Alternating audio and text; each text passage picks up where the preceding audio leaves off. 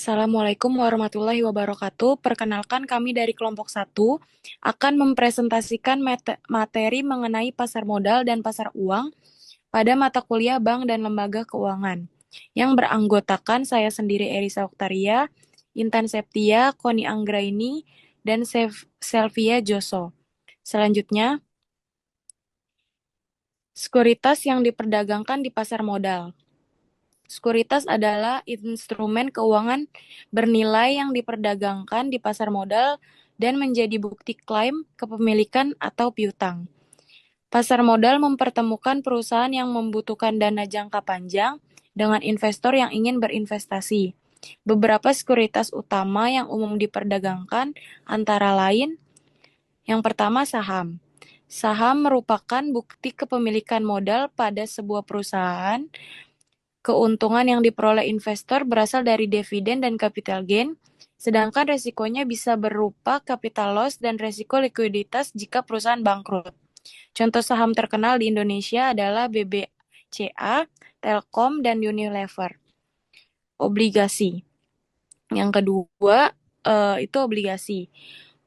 Obligasi adalah surat utang jangka menengah hingga jangka panjang yang diterbitkan oleh pemerintah maupun perusahaan.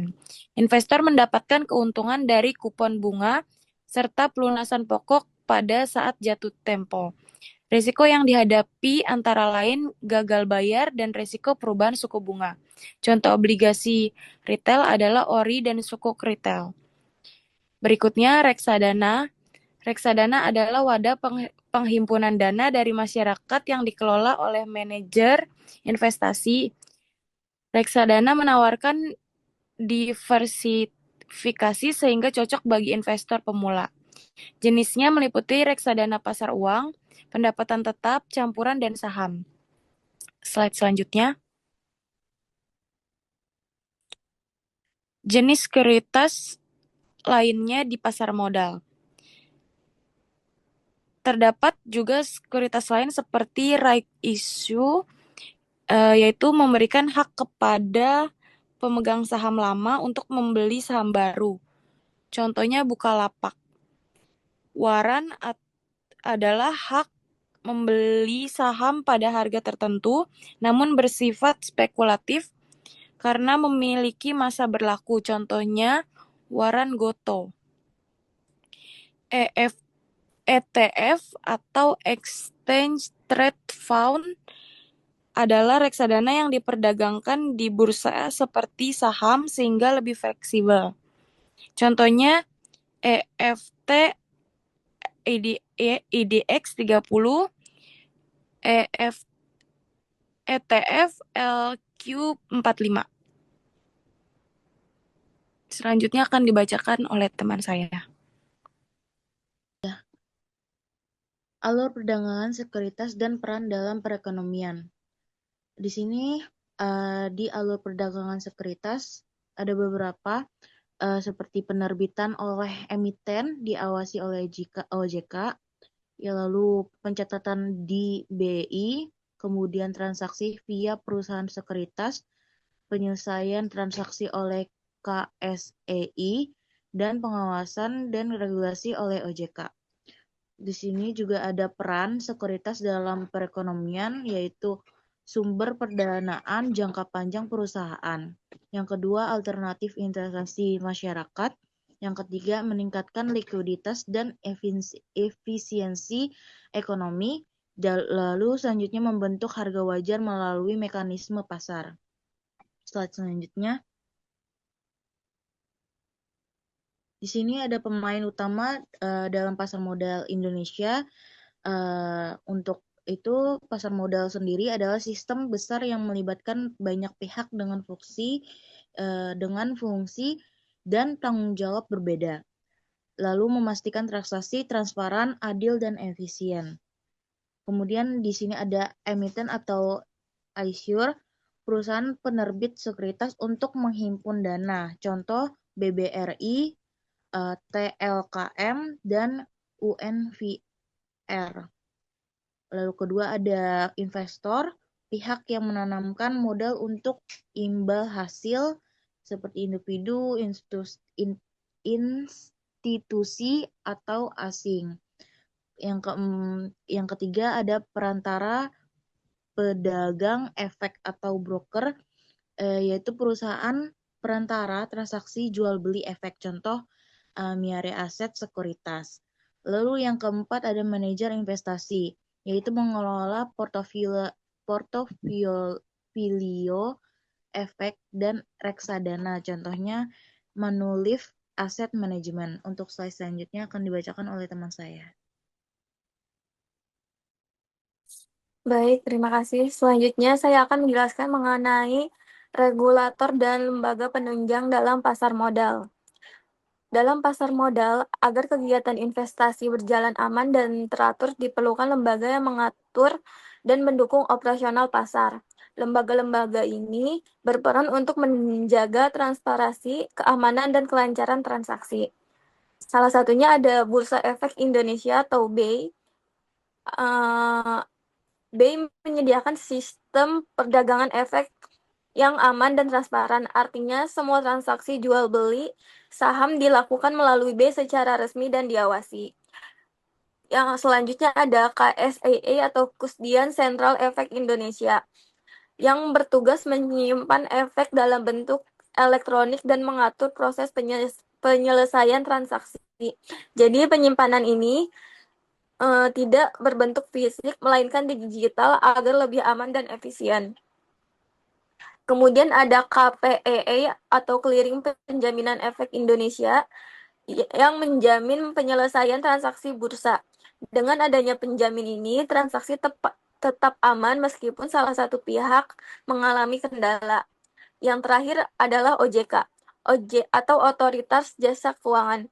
OJK mengatur, mengawasi, dan menegakkan hukum di pasar modal, sehingga semua kegiatan mengikuti aturan yang berlaku dan melindungi investor.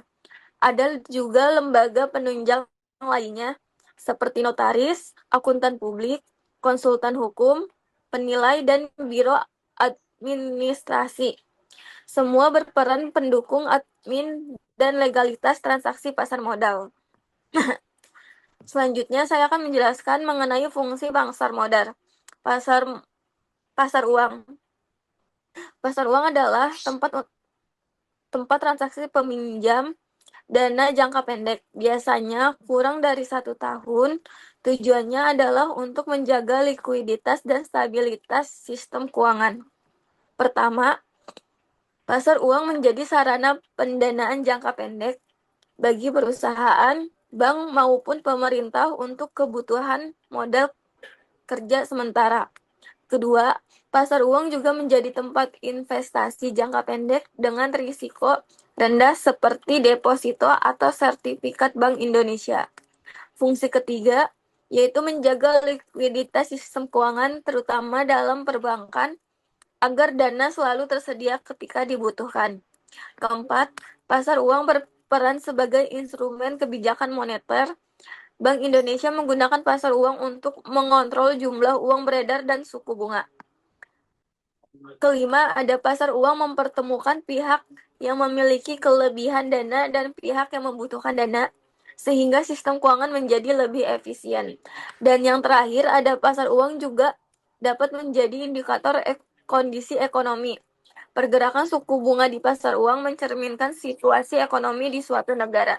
Selanjutnya akan dijelaskan oleh rekan saya. Terima kasih. Instrumen pasar uang Indonesia ada beberapa, yaitu sertifikat Bank Indonesia, surat berharga Bank Indonesia untuk mengendalikan uang beredar jangka waktu 1 tahun, 1 sampai 12 bulan. Fungsinya itu menjadi sarana penempatan dana bagi bank agar dananya tetap produktif. Alat bagi Bank Indonesia untuk mengatur stabilitas moneter, khususnya mengontrol inflasi. Contoh, saat likuidasi berlebihan di pasar perbankan, Bank Indonesia menerbitkan SBI agar dana tersebut diserap untuk mencegah lonjakan inflasi yang terjadi di Indonesia. Untuk yang kedua, surat berharga komersial CP. Diterbitkan perusahaan non-keuangan tanpa jaminan, jangka waktunya itu 30 sampai 270 hari. Kelebihan dari surat berharga komersial ini Bagi perusahaan yaitu biaya dana lebih murah dibandingkan kredit bank. Proses cepat dan fleksibel. Contoh, perusahaan besar seperti Unilever atau Astra dapat menerbitkan commercial paper untuk membiayai kebutuhan kas jangka pendek seperti membayar gaji atau pembelian bahan baku. Ketiga yaitu sertifikat deposito, bukti simpanan berjangka bank yang dapat dipindah tangankan bunga tetap. Untuk pandangan untuk deposito itu bagi investor, sertifikat deposito adalah pilihan pasti, aman, dan terukur. Cocok bagi individu atau perusahaan yang ingin menjaga dana tanpa risiko tinggi. Untuk yang terakhir itu Treasury Bill atau SPN, surat utang jangka pendek. Pemerintah maksimum 12 tahun, 12 bulan untuk defisit kas. Contoh yaitu ketika penerimaan pajak belum masuk sementara pengeluaran negara harus dibayar segera. Pemerintah menerbitkan SPN agar tetap punya dana segar. Indikator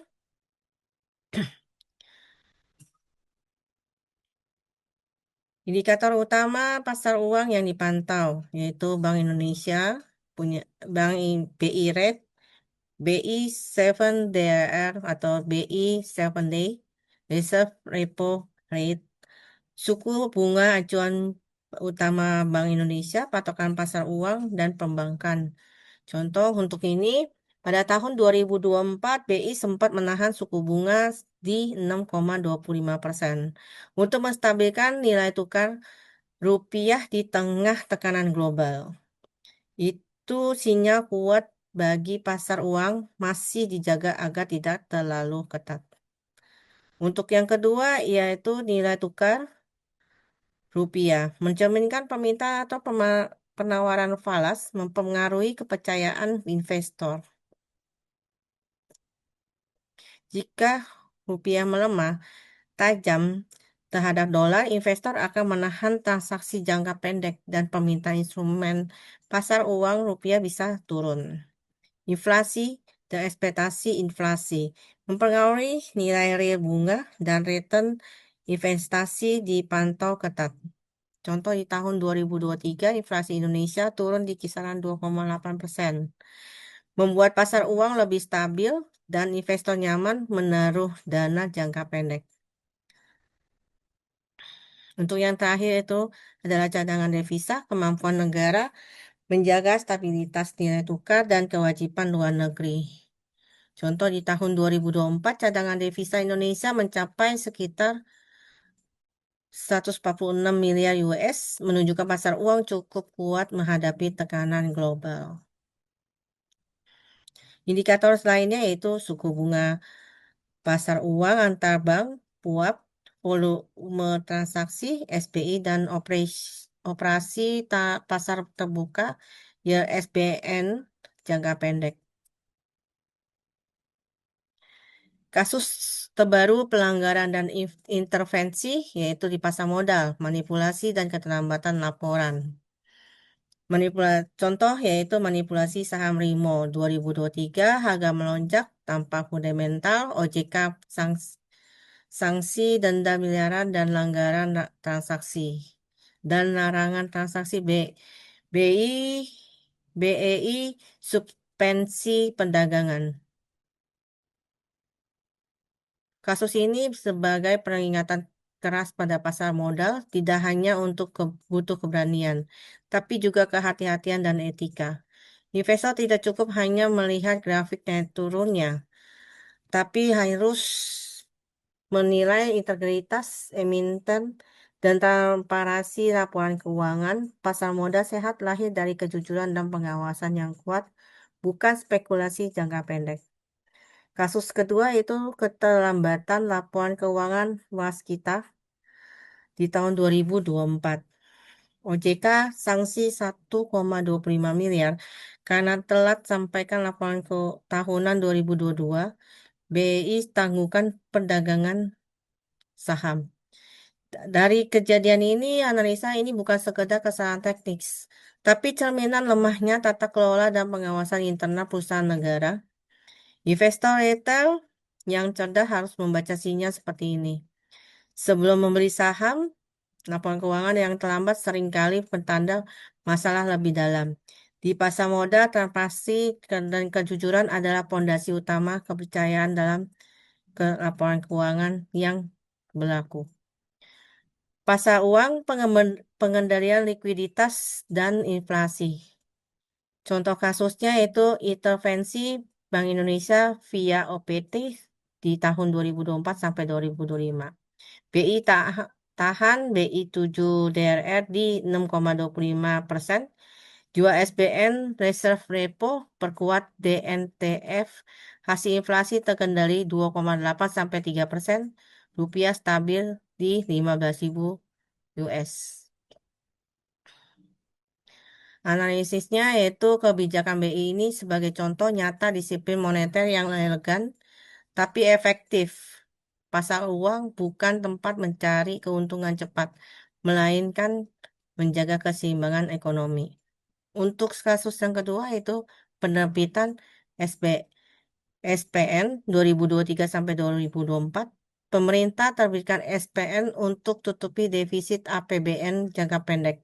Kuartal 1 2024 penerbitan mencapai 35 triliun.